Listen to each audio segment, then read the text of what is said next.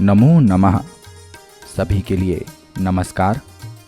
मैं निखिल जन शास्त्री, आपका संस्कृत शिक्षक, प्रस्तुत हूँ आपके सम्मुख आज की कक्षा लेकर। प्रारंभ करते हैं श्लोक क्रमांक 5 के द्वारा। सर्वप्रथम श्लोक के एक एक शब्द को पृथक पृथक रूप में सुनते हैं। धन धान्य प्रयोगेषु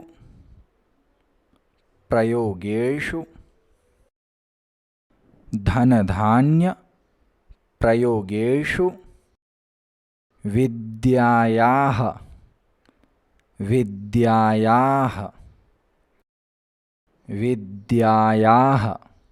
संग्रहेषु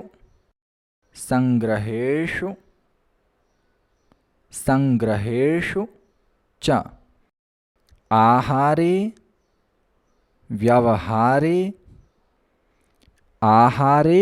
व्यवहारे च त्यक्तलज्जः सुखी भवेत। अब श्लोक को गाते हैं, ध्यान से सुनेंगे।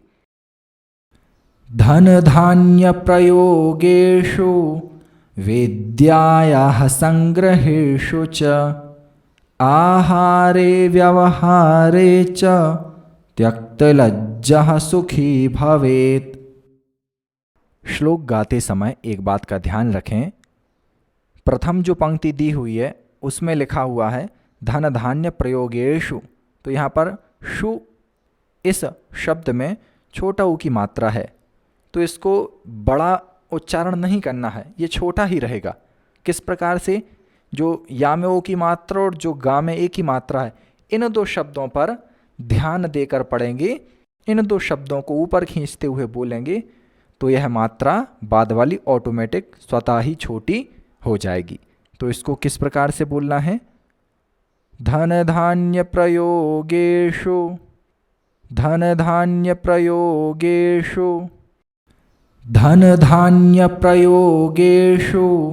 विद्यायाः संग्रहेषु च आहारे व्यवहारे च त्यक्तलज्जः सुखी भवेत्। अब शब्दों का अर्थ समझते हैं। धन अर्थात संपत्ति, धान्य अर्थात अनाज, प्रयोगेषु उपयोग करने में, लेन देन करने में, विद्यायाः ज्ञान के, संग्रहेषु प्राप्त करने में, च अर्थात और, आहारे भोजन में, व्यवहारे सामाजिक बर्ताव में, त्यक्तलज्जः संकोच छोड़ने वाला, सुखी आनंदमय, सुखी, भवेत होता है। अर्थ समझते हैं इसका अब। अनाज तथा संपत्ति का प्रयोग करने में, ज्ञान प्राप्त करने में, भोजन ग्रहण करने में और आपसी लोगों के साथ अच्छा बर्ताव करने में जो संकोच छोड़ता है वही मनुष्य सुखी होता है। थोड़ा विस्तार से समझते हैं। जो मनुष्य धन संपत्ति के लेन देन में कभी भी संकोच नहीं करता, जैसे उसके पास बहुत सारा पैसा है अथवा कम है, जितना भी है, और वह व्यापार में लगाए तो किसी भी प्रकार का संकोच नहीं करे। इसके बाद ज्ञान का अर्जन करने में सदा उत्साहित रहता है, अर्थात पढ़ते समय कभी भी निराश नहीं होता है, बड़े ही उत्साह और उमंग के साथ जो पढ़ाई करे। एक बात और जाने, जैसे जिस समय विद्यालय में शिक्षक विद्यार्थियों को पढ़ाते हैं तो बहुत सारे बच्चे बीच बीच में अपने डाउट क्लियर करते हैं। तब क्या होता है, कुछ बच्चे हंसने लगते हैं। ऐसे में उन बच्चों के मन में एक डर बैठ जाता है कि हम तो जब कुछ भी पूछते हैं तो बाकी दोस्त हमारे हंसते हैं, और वे बच्चे फिर अपने डाउट पूछना बंद कर देते हैं, संकोच करने लगते हैं, जबकि ऐसा नहीं करना चाहिए। अरे कोई व्यक्ति, कोई बच्चा हम पर हंसता है तो हंसने दो। ज़रूरी थोड़ी है कि उसे भी कक्षा में पढ़ाई जाने वाली पूरी बात, पूरा पाठ समझ में आ गया हो।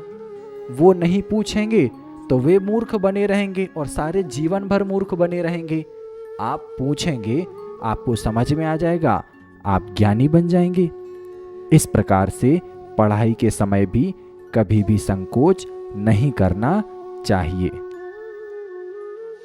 तथा खाने पीने में, भोजन आदि करने में एवं दूसरे सामाजिक कार्यों में जो अपने डर और भय को छोड़कर व्यवहार करता है, जैसे कहा है, भोजन करते समय कभी भी संकोच नहीं करना चाहिए।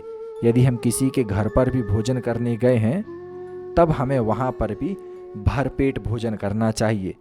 यह नहीं कि संकोच में वो हमारे लिए भोजन परोस रहे हैं और हम शर्म के कारण आधा भोजन करके ही उठ गए।